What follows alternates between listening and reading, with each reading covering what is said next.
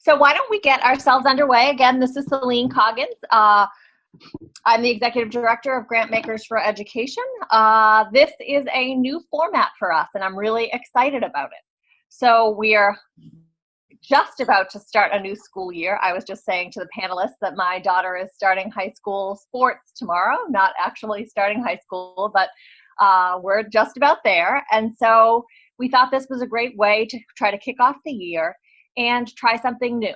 So the idea here with these briefing calls is just creating some opportunity for members of the Grantmakers for Education community to learn together. We want to do more that situates itself in a just-in-time format. And so this topic, as many of you know, was kind of a hot topic over the summer in education. The only topic in education that came up at the Democratic presidential debates, I should say, in K-12 education. And so the idea here is to just kind of tap into something that is a just-in-time topic and keep it not too formal. I feel like it's possible to get great speakers who've been thinking deeply and writing and researching these issues in this just-in-time format if we don't ask them to do a million slides, but instead say, could you be the point people for just leading a great conversation? So I want to encourage folks to put questions in the chat box. Depending on how things go and how much we want to really kind of facilitate conversation, we may open things up so you all can speak. But I would really love if we could use the chat box as our main mechanism for communication. So I just want to say a few things about this topic of school integration. I will say, I think many of you know that I came to this role at GFE from teaching at the Harvard Graduate School of Education. I'm a policy nerd, and I have taught about education policy and the history of education policy in the US a bunch. And when I look at this topic of school integration, in my own personal view, it is the most important topic that exists in our system if we are ever to get to an equitable school system. And at the same time, it is the most dispiriting and the most difficult, I think, for us to gain traction on. I was doing a little reading up as I was preparing for today and saw, Arne Duncan, when he was Secretary of Education, said that he thought his greatest failing as Secretary of Education was really not being able to move the needle at all on desegregation. And I know he's not alone on that. We have some different kind of dichotomous things going on in the US. So our student population is more diverse than ever, and our schools are more segregated than ever. And so where do we go from here? What can we learn together? What can we potentially do together? These are all of the different things that I have been wrestling with in my head. And so I enlisted two people to lead this conversation with us. So number one is Susan Eaton. She's a professor at Brandeis University and the director of the Sillerman Center for Advancement of Philanthropy. She has books like Integration Nation, Immigrants, Refugees, and America at its Best. Another of her books is The Children in Room E4, American Education on Trial. So she is really well versed in these issues and someone that I would just love to introduce to this network. And we also have Sanjiv Rao playing the role of philanthropist. So he is the director of civic engagement and government at the Ford Foundation. He's run the New York State After School program. He's been at the Annenberg Institute at Brown and at NYU. He also has been a K-12 public school teacher, which we love. And so I'm really excited to have them here. I'd like to turn it over now to Susan to kind of set some context for us. What is, what do we need to know to begin our learning journey on this topic, and to share a little bit about the history. Yeah, sure. So I'm happy. So first of all, thank you so much, Celine, for everything. And I'm so thrilled to be sharing the computer, I guess, with Sanjiv, who I've worked with a lot on this topic. And hi to everyone. So I think some of the renewed interest in, I think it's important to understand some of the background for some of the renewed interest in school desegregation, school integration, and segregation. I mean, part of the reason why I think it came up and is being discussed now among at least the Democratic presidential candidates. That may have been a little bit of a happy accident with Kamala Harris trying to challenge the front runner. But at the same time, I think this is a really important, and despite some of the depressing statistics we can get into later, it's actually a really positive time for folks who have cared about integration and who are working on the ground for it. There is an increased understanding, it seems to me, of both the harm of segregation and the benefits of integration, and a lot of that is because of an increased attention by the media, who are more and more focused these days on really helping people understand the root causes of racism and the root causes of problems like, say, the racial wealth gap. A lot more emphasis on the media around this, especially from some top-notch education reporters like Nicole Hannah-Jones and Erica Green at the New York Times, Patrick Wall over at Chalkbeat. And what these folks are really helping people understand is that segregation in schools and housing is really one of the structural underpinnings of racial stratification of our country, and structural inequalities that manifest in all kinds of ways in our society. And increasingly, we understand, because of research and because of the increased attention of the media, that this condition of school segregation, which is a growth of and also helps perpetuate residential segregation, is an outgrowth of racial discriminatory government policy and racially discriminatory private action.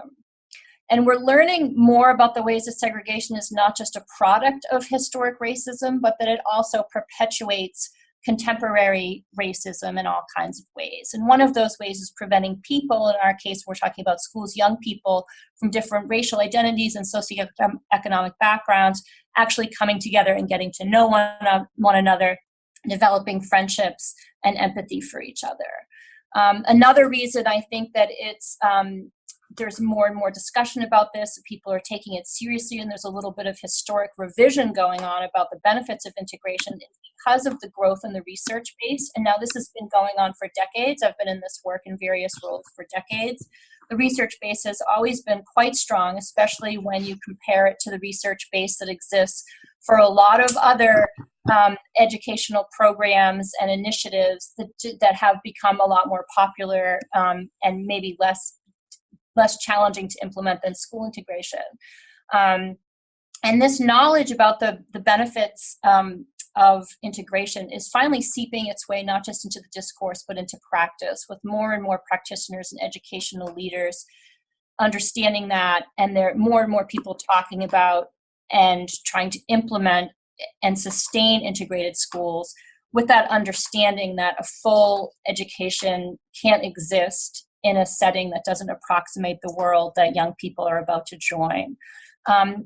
Lastly, advocacy has been strong on this, but under the radar in some ways for a long time. It's a very multidimensional field, ecosystem of people who have been working on these issues. But in the last 5 or 10 years, it's become a lot more coherent and much better connected to work that's actually happening on the ground. And then the last thing I'll say is related to the advocacy is the voices of young people are more and more part of the conversation, and young people more and more saying that they themselves do not want to go to segregated schools, that they want something different for themselves, and they're trying to make it happen on the local level. Susan, can you say a little bit more about when you say things are getting more coherent and as a result of research and advocacy? Say a little bit more about what you mean there. Well, I think that for a long time, this field has been led largely, and there's a reason for it, led by lawyers. This is a base. School desegregation has historically been seen as and has been a reparative civil rights issue, right? It's a civil rights action where there were segregated schools, there was unconstitutional findings of segregation, and then the civil rights repair is to desegregate the schools. And so lawyers have been at the forefront of that with good reason. And I think in the last 5 or 10 years, in part because the research got a lot stronger, there's been a much closer and renewed connection between folks who are doing research, people who are doing political advocacy and education, really, of policymakers and lawmakers, and then the actual practitioners who are in communities all around the United States, dedicated to both creating and sustaining integrated schools, but also ensuring that these diverse schools actually work well for everyone, and particularly students of color. I mean, I can talk more specifically, too, about the national organizations. For example, the National Coalition on School Diversity has been really strong in both being that bridge for advocacy, for litigation, for research, and then for folks who are on the ground, who are educational practitioners, working to actually create and sustain integrated schools. And then also at Teachers College, Amy Stewart Wells's organization every year has an institute that brings teachers really from all over the country, many of whom are working in diverse schools and who are concerned with ensuring that their practices in terms of curriculum, in terms of discipline, in terms of parent involvement, are actually equitable and culturally sustaining and culturally relevant, so that the potential that's there for integration can really be harnessed in these settings. Can you talk a little bit more about the role that teachers can play? You also mentioned students and parent engagement. Can you describe how that might look in the best case scenario? So in the best case scenario, we really have, so the discourse around integration now has really, like I said, I've been in this work for a while, and I have to say the discourse has never been really stronger, and I think more inclusive than it's been in the last, 5 to 7 years. And I think that we have to thank for that people who experienced desegregation, many of them people of color, whose experiences weren't all fabulous. They understand the benefits that they may have received from their going to a desegregated school, going to an integrated school, but at the same time, they often felt like they were not reflected, their cultural contributions of their group weren't reflected in the curriculum, that they were disciplined unfairly, that teachers didn't have as high expectations for them, that their parents maybe weren't as welcome at the school. And so I think now the conversation around integration is, yes, absolutely, we still have to concentrate on that puzzle of how to get kids from different racial backgrounds, usually living in different communities, together in one classroom, in one school. But increasingly, the conversation is really about that practice as well, and ensuring that when students actually get to this diverse school, that they have a positive experience and that they can thrive in these settings. And so teachers obviously play a role in ensuring that the curriculum that is taught, is reflective of the contributions of all cultures, that the different learning strategies and learning activities that they have really emphasize students working together in a collaborative way as a group, ensuring that teachers have the opportunity to learn about, reflect upon, and correct their own biases racial biases that we all carry around with us, that there's attention to ensuring that there is a diverse teaching force within a diverse school, ensuring that all parents have equal power and say in the school, and the PTA isn't dominated, for example, by middle-class white moms. And so all of those kinds of things are now really part of the active conversation locally, statewide, and nationally. Just as important as, the crucial questions about, okay, where can lawyers litigate? Where can we, intervene in a political way with policy? And all of those conversations are working more in tandem. And I think that might help provide some examples for what I mean about the coherence that I really see happening in this ecosystem. That's helpful. And so any research that you would be interested in pointing to that talks about these different dimensions of integration, cultural responsiveness within schools? I'm really interested in the topic of, when you look at schools that are integrated, are you looking across different tracks to determine whether or not the tracks themselves are integrated? I went to a school that actually was 55% white, 45% non-white, a high school, and they basically segregated by floor because the honor students were on the top floor of a 3-floor building. The standard students were on the middle floor, and the students who were getting extra services were on the bottom floor. And so, so I think about that a lot when I think about the topic of integration and what a school that is ostensibly integrated actually can look like in practice. Yeah, no, absolutely. And you've really put your finger on a key, key complaint that people who went to both Black students, brown students, and white students, talk about this being a problem. And that is one of the key things that educators struggle with.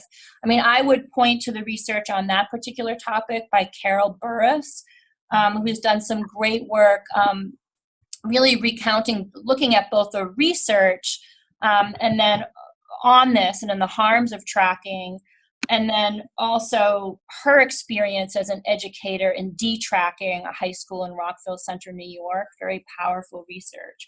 But in general, there's been so much research that's been done over many decades. And I would say a good place to start would be with Rucker Johnson's most recent book, Why Desegregated Schools Work, which is an excellent book that really takes a longitudinal historical view of desegregation and looks at what the benefits of it were basically for African American students, and makes the argument that yes, this was very overall very positive, but we also have to do a lot of other things as well. We have to ensure that there is equity of the type that you're referring to, Celine, and also that there's equity in terms of preschool experiences and resources, financial resources to schools as well. But there's enormous amounts of research. The National Academy of Education came out with a report back in 2007, which looked at the long-term effects of attending a desegregated school and the positive aspects of that. But also, I'm trying to think, I'm so sorry, I was reading the chat box at the same time. But Amy Stewart Wells has also done some great work looking at students, white students and African American students, and done some qualitative studies looking at how they talk about their experience and both the good and the bad of their time in desegregated schools. That's helpful. Great. Thank you for the different resources and different, I will give a shout out and say, take a look at some of what Susan has done herself, but also Carol Burris, Amy Stewart Wells. This is great. So Sanjiv, I want to turn things over to you. And, we've got a number of folks on the phone. They are all in the foundation world. And so the question to you really is, what is the role of philanthropy here? Is this something where we should leave communities to their own devices? What's the right place for philanthropy? What are some innovations that you are seeing, investing in, that are worth us discussing? All right. Thanks so much. Can you hear me okay? Yes. Super. And always a pleasure to share a computer with both of you, Susan and Celine. Thanks for the chance. And then to all my friends and colleagues on the phone, lovely to be with you in this virtual space. So I'll offer just a little bit of background and then kind of respond directly to Celine's question. And then Susan, just to plant a little bit of a seed, without putting you on the spot, but maybe later on in the call, if you could speak to some of the research that Nicole Hannah-Jones has flagged around how when desegregation was in place, achievement gaps were closing, and right around the time mandatory desegregation ended is when achievement gaps started widening. So if we can come back to that, I think you can speak to that much more effectively than I can. But to jump into sort of my kind of reflections, as Celine mentioned, I'm the director of the Civic Engagement and Government program here at Ford, but I started at the foundation as a program officer on the education portfolio. And she mentioned I began as a public school teacher, right? And almost 25 years ago, I started as a teacher in Oakland, California. And there was basically de facto segregation across schools by race, by income, and within schools by race, language, and ethnicity in the ways that along tracking lines and other lines that have already been alluded to. And like many teachers in those settings, in my 7 years in the classroom, I never taught a white child. I mean, that alone is, striking, I think. But I should also say I'm no expert in the space of school integration and racial diversity in terms of all the many and interacting dynamics, but I'm pretty familiar with the issues, have a certain, perspective on the lived experience, and I know a good bit of the evidence base. And I should also be clear that Ford has not been a significant funder in this space in a direct way. And although we are certainly supportive of it generally and have some modest grant making that supports organizing, activism, coalition building, and some research and strategy planning in which grantees have elevated this as an issue. So I really just want to appreciate GFE for having this conversation so we can wrestle with the, some have called it the problem we all live with. And the threat that it poses to how we raise and educate our children, the explicit and implicit values we as a society convey by continuing to tolerate it, and what it says about the democracy we have and the one we supposedly aspire to, especially in an era of rapid demographic change and in a climate that I think we're all seeing through, in our communities, and certainly as we think about the demands on our grant making. So, I guess to pivot directly to Celine's question, I certainly think philanthropy should have a role here, and I include Ford when I sort of critique the way in which philanthropy has or has not shown up in this space. I would first say that for us it's a core value that we should be following the lead of communities rather than so this question around like leaving it to local communities to lead, I think is absolutely correct. At the same time, philanthropy has a responsibility that comes with our power and privilege around catalyzing conversations that should be happening but maybe aren't for a whole set of reasons. So I'd say the first thing in terms of how I think philanthropy might consider showing up is creating space for the conversation, even if it's not an explicit fund priority, right? Because in many ways, this is the most fundamental structural inequality that undergirds any barrier that our education grant making might be trying to overcome. But because we tend to be, not we philanthropy, but as a society tend to be so ahistorical, we kind of disconnect the history that Susan alluded to from the current, data and statistics around, equity of opportunity and achievement gaps, et cetera. And I think that, in many ways, it feels like just creating space for that learning conversation is really important so that we can actually have a concrete response to whether or not this is a priority, and if so, for what purpose, right? Like, are we talking about segregation because we care about the achievement gap, because we care about racial justice, because we care about democracy, all of the above, something else? I think that for many people, it's just a very atomized conversation. And even going back to Brown v. Board, right?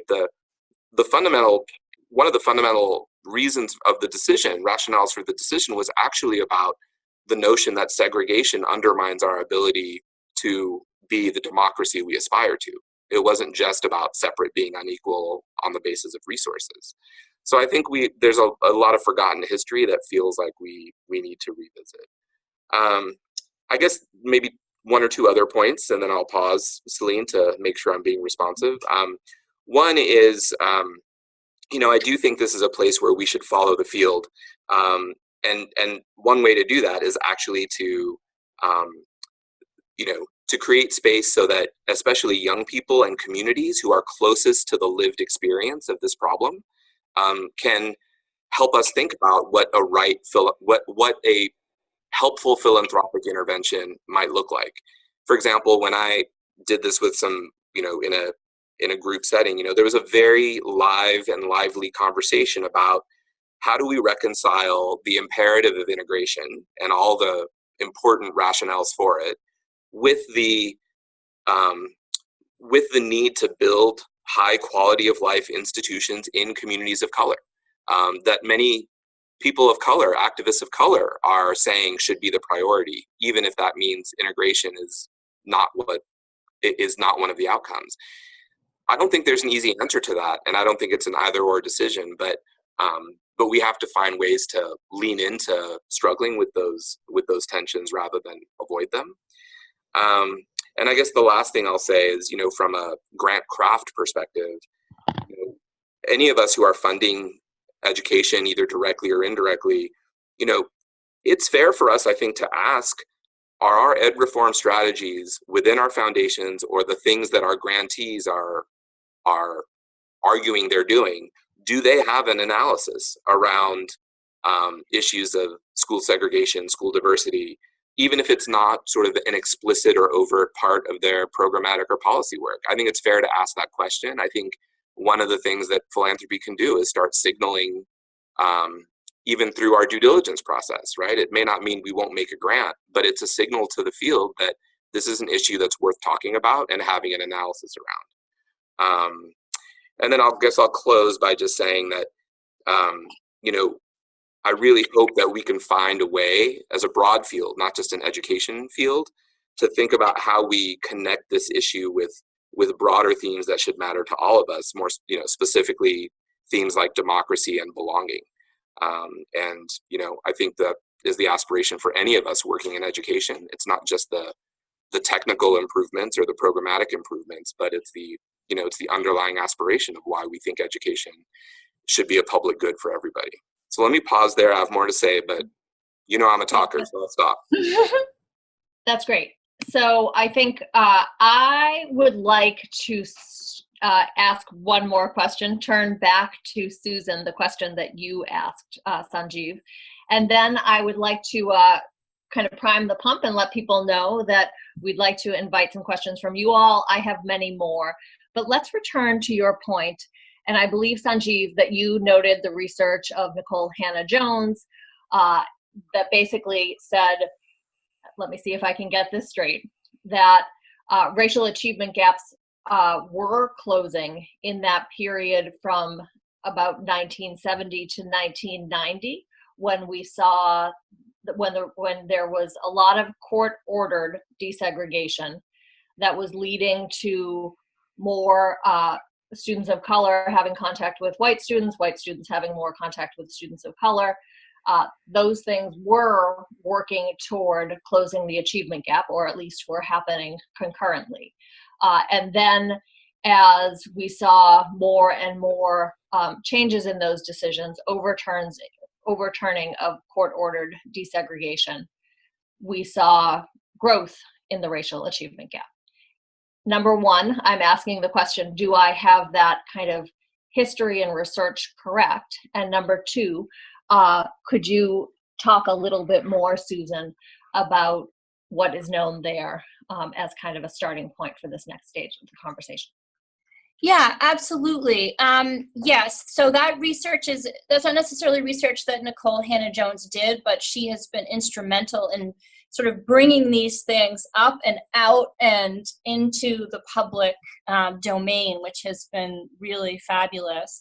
But yeah, no, you have characterized it exactly right. And the name of the researcher who actually originally did that work, I'm sorry, is slipping at the moment. But yes, and that is one of the things that Rucker Johnson also mentions and looks at in his work. But he also looks beyond just the achievement gap. He looks at jobs, and he looks at things like even incarceration and controls for many, many variables. And that does show a very strong connection between desegregation and reduction in the achievement gap between African Americans and white students, but also shows other benefits as well over the long term. There's also, it's also important, while that research is very important, it's also important to understand the research around things like prejudice reduction and empathy, increases in empathy. That has long been associated in the social psychology literature with attending a diverse school. There is also evidence of increased engagement, school engagement and civic engagement within schools that are more diverse. So the research base is incredibly strong and it's multidimensional. So while I think a lot of times, and especially the policy conversation is driven by, okay, well, what does it do for math and science scores? We know that, and that has been settled. But it's also important to remember that there's all these other kinds of benefits that come out of it. And I will give a little bit of plug for my work and for a report that I wrote with Suchi Saxena with Sanjiv's support called Diverse, Equitable, and Inclusive K-12 Schools, A New Call for Philanthropic Support. And that can be found on the Sillerman Center website.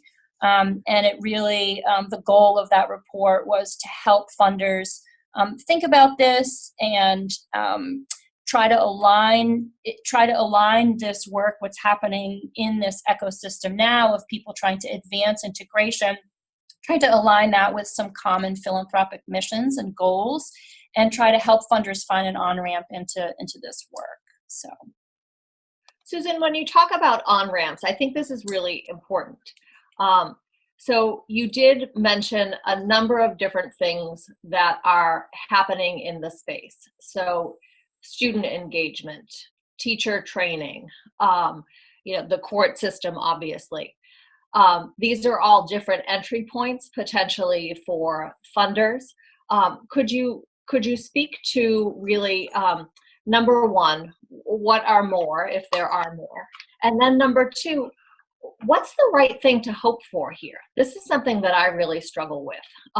What would success look like in a given community? What would success look like in 5 years or 10 years?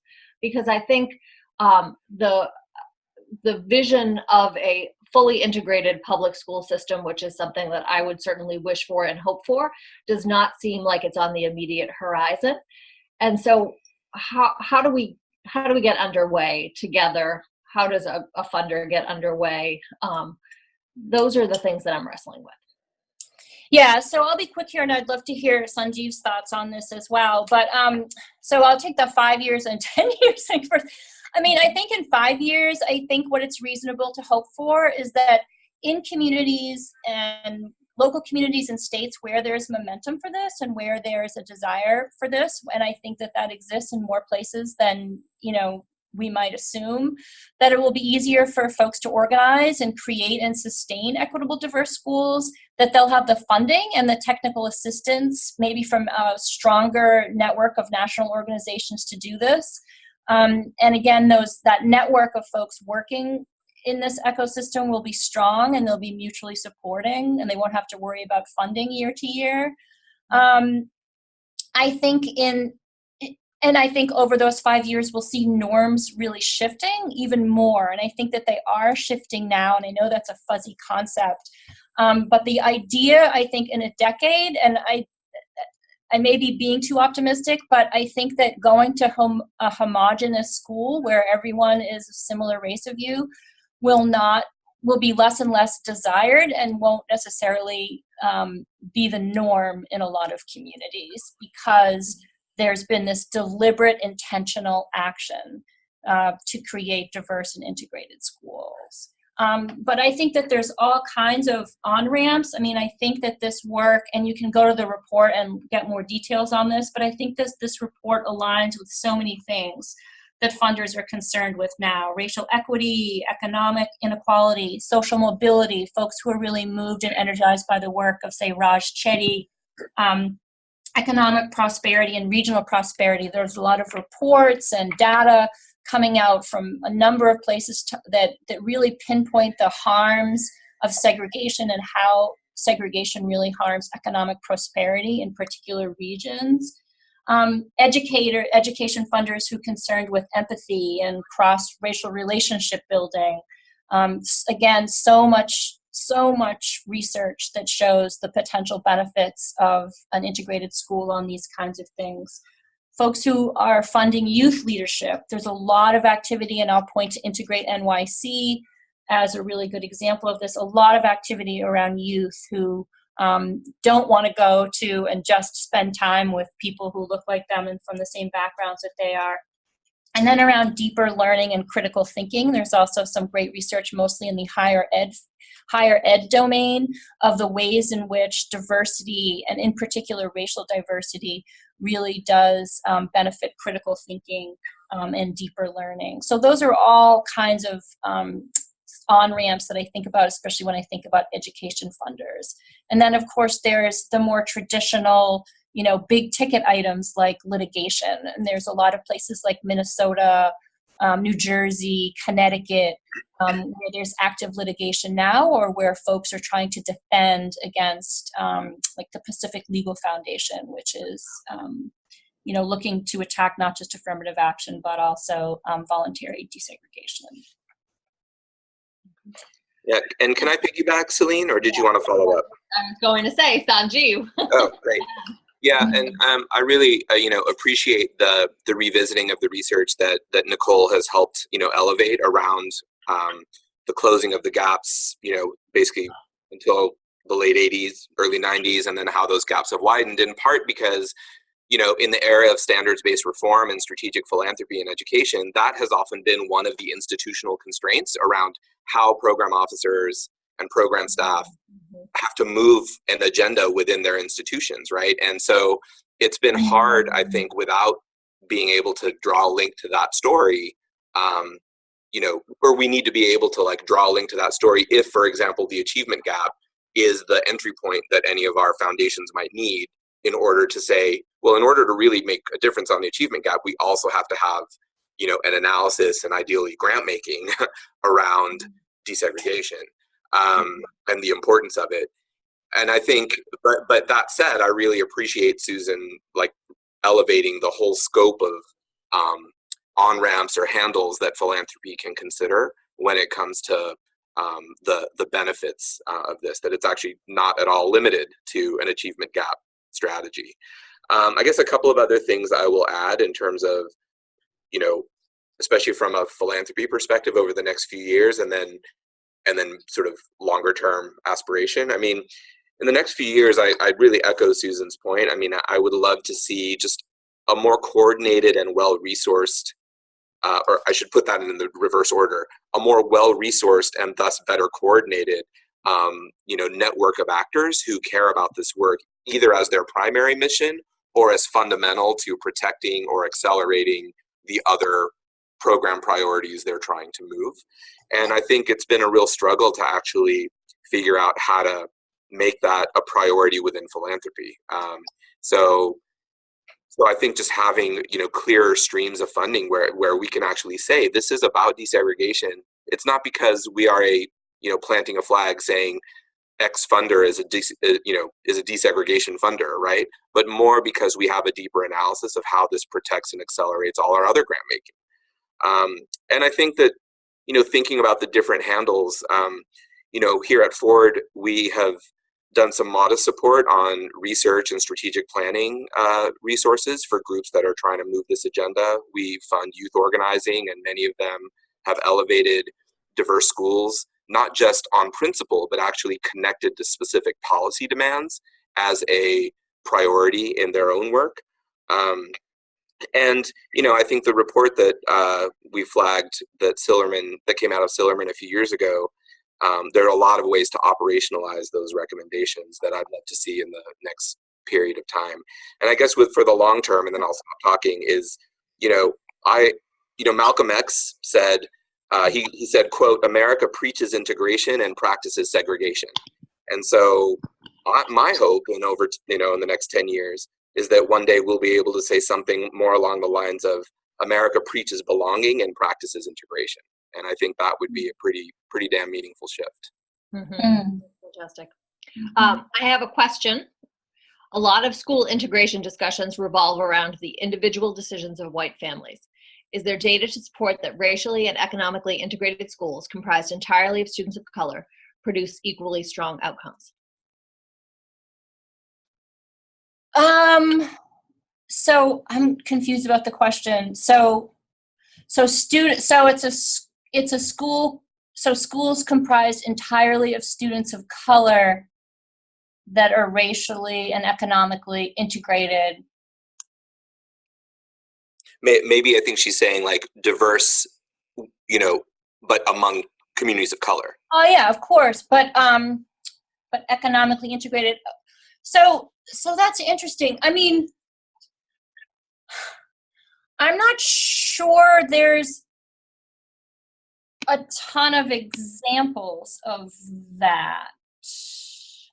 So I think that a lot of because of the link, there's such a strong link in our society because of the legacy of and contemporary manifestations of racism in our society, there's obviously, I think we're all aware that there's this link between poverty and race, right?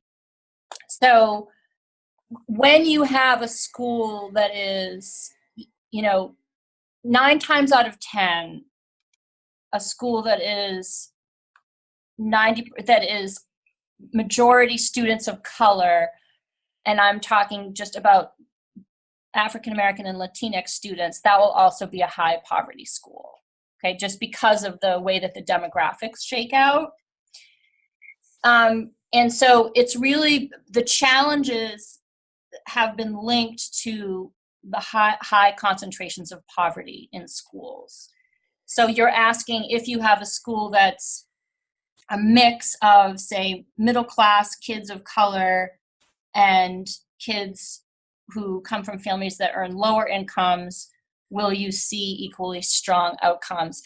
I am not aware of any research that looks at that question. I do know that it's still more likely that a child in general, that a student who is white but comes from a family earning a low income is more likely to go to a predominantly middle class school than even a middle class child who's African American or Latino. Middle class Latino and African American children are more likely to go to high poverty schools than low income white kids even. I know that's not completely on your question, but I think what I'm trying to say is that I think that sort of configuration that Rakiba is asking about is not common, is not a typical common configuration. That being said, I don't know of any research on that particular question, but I'm happy to ask around and get back to folks. And maybe Celine, you can get that out. Well, it's a great question. It's a great question, and it leads us to a really important kind of next question around socioeconomic integration versus racial integration. So obviously, we start back at Brown. Brown was about racial integration. Some of the more promising, the direction of the conversation, at least as I've observed it in recent times, has incorporated in conversation about socioeconomic integration. So if you look at San Antonio under Pedro Martinez and Mohammed Choudhury, they, were celebrated, significantly last year for their work on the socioeconomic integration of the, almost all students of color San Antonio school district.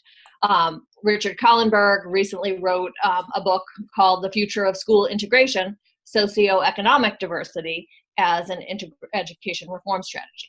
So I would love for you all to talk about, are we focused on race here? Are we focused on socioeconomics? Are the two tied together enough that focusing on one is very similar to focusing on the other? I think that there's a lot to unpack there, and I'd love for you all to give it a try. Okay. just give you a simple one. So, I mean, I think that a lot of the conversation around socioeconomic integration was originally, like I go back to before, talking about lawyers have really led the charge on this work from the beginning, is because of the legal, difficulties of using race consciousness. So it avoids those legal questions, and it avoids being sued. So in these cases, socioeconomic status is being used kind of as a proxy, right? So I don't think it's either or. I think it's both. But I do also, and this is, my opinion, by saying that I think that if we just limit it to socioeconomic diversity and talking about that, then we miss a really crucial. We're being ahistorical in a sense of why, understanding why segregation exists in the first place and why it persists as well. And that it doesn't really get us to those key issues about how do we set up our schools to be strong foundations for our democracy if people from different racial backgrounds are not attending school together, and there's so much polarization. And so I understand why the conversation goes to socioeconomic diversity, and I understand and admire the practitioners in local communities who really haven't been given a choice because of the legal, the parameters that are limited parameters that are set up because of jurisprudence, and who have to use socioeconomic diversity. But I think it's really important to, when we're having this conversation, to not lose the issue of race and the reality of how we got into this situation in the first place, how this condition came into being. Yep. Sanjiv, would you like to chime in here? I think Susan captured it exactly right. I totally agree, and I understand why. I mean, we have to use the tools available in our toolbox, and there are constraints, as she alluded to. But it's a socioeconomic diversity is not only a proxy, but it's a blunt proxy that really overshadows the primary driver, in my view, which is race. So, but Susan said it really well. That's great. And I just want to key in on a couple of other comments. Number one was we might be able to look at outcomes at HBCUs, recognizing that's not the K-12 system, to begin to determine if integration along socioeconomic lines is as impactful as desegregation along lines of race. I think great point. Also, let's see, hard to hinge our work on whites in the system because affluent whites can opt out of the public system, and communities of color don't want their kids to have to go to school with white kids in order to learn. Brings up the research of Sean Reardon, arguing that there's closing the racial achievement gap and widening the economic achievement gap. Reference to San Jose, we're seeing school districts struggling with integrating with more affluent Filipinx students in predominantly Latinx schools. So there is a lot of complexity going on here, I think, that folks are recognizing. And Susan, maybe you want to say a little bit more about international schools? Oh, yeah, no, I was writing, I was confused about how to use the chat box, I'm sorry. So I think that the points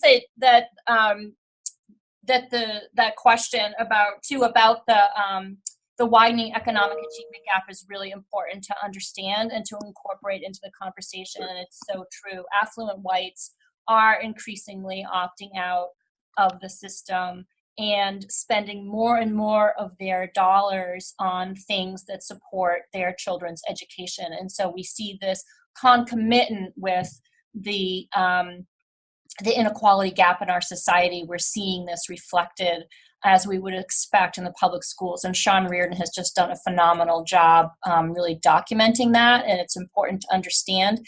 That being said, I guess I want to return to my original point that the main reason for having integrated schools for me isn't necessarily the achievement gap. It's a host of other reasons as well. So integrating, yes, I mean, I think that these are all like real and true challenges, obviously, that we see in so many systems. But I also, on the same time, that have to be grappled with locally. But what I always go back to is that there is, in my experience and from, what I know as well, being engaged with national cultural and school diversity, going across the country, talking about these kinds of things, there's an energy in so many communities to do this work and to create different types of models and schools that are diverse and that are equitable. And this is coming from so many different constituencies, but there's not the structure to do it. There's not the support. There's no place to put this onto political agendas.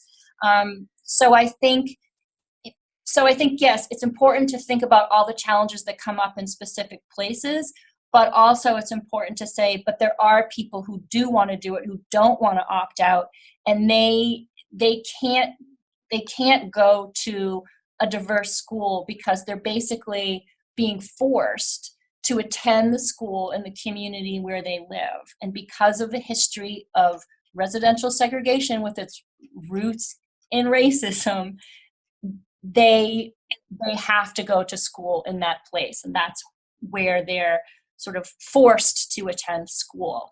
I think to shift that, I think an important role for philanthropy is to be a power that enables people within communities at the local and state level to shift that and create a counterforce to that structural reality. And that there are, to not have to, so it's not like a question of having to worry, oh my God, there's so many people who are going to be against this and who are going to opt out and who aren't going to be part of it and it's impossible. Yes, that's overwhelming to think about.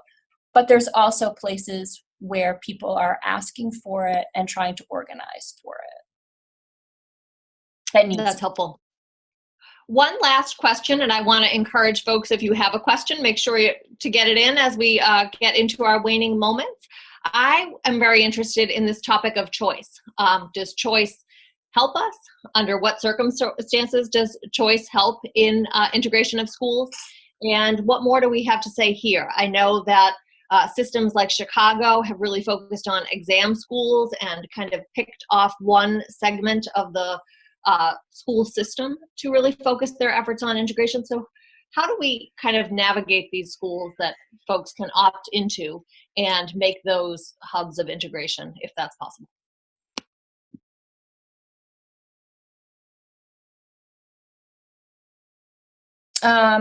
So there are lots of examples right now where the deliberate, so choice means so many things. It's like saying, as you know, like, what do you think of freedom? So choice is it. Yeah. It opens up so many different ways we could take the conversation, but I think that there are plenty of examples where choice can be pro-integration, where it's deliberate, like we're making a deliberate effort to create a diverse school.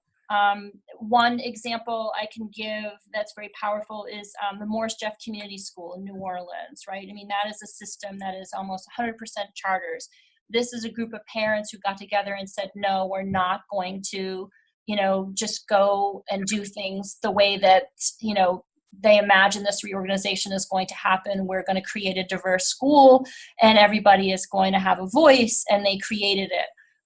In Connecticut, for example, as a result of a court ruling, there are magnet schools that are, the system is not perfect. There's a lot of glitches here and there, but there was a deliberate effort made to create inter-district magnet schools that brought kids from the city of Hartford, majority Black and brown students, with majority white students from the suburbs to share schools, and that has been largely successful. In Rhode Island, there's an inter-district effort to create intentionally diverse charter schools as well. And so there's a lot of ways that you can do choice in a way that is both legal and under the Constitution, and also promotes integration. But just saying like, oh, we're just going to have choice, that benefits usually white students who have the means to get their own transportation and travel, and who are connected into networks, and reinforces stereotypes and perceptions about what's a, quote, good school. That's helpful. Those are great examples. Sanjiv, do you have anything to comment on about choice? The only thing I would add to Susan's very helpful articulation there is that, I think when we think about school choice, it also has to be, broadly speaking, but also in the context of this particular topic, it has to be connected to the democratic purpose of school and then the practices that are connected with it, right? So, if we are saying that education is a public good, then how do we make sure it's truly that, right? It's a public good for everybody, and so I think any conversation about choice, but especially one that's playing out along these lines, feels like that needs to be, we need to connect those dots as well, but nothing beyond that. Helpful. Well, this has been really a fascinating conversation. I will say that I set out with one of my objectives was just for me to learn and get to know kind of what is the state of the art on this topic. And so I know that we achieved that end, and I really appreciate both of you joining me today for this conversation. I am very interested to those who signed on as listeners and learners to get some feedback on this format. So please email me directly, email back to the folks who registered you, and just let us know, is this a format that is helpful? Are these things that, this kind of just-in-time format, doing it as a less formal call, does this work for people? But I really appreciate both Susan and Sanjiv, the comments that you had and what I was able to learn myself. And I want to thank everyone who joined today for some great questions and comments to advance our learning together. So thank you all. Have a great rest of the summer or start to the school year. And hopefully we'll see you all soon at our conference in October.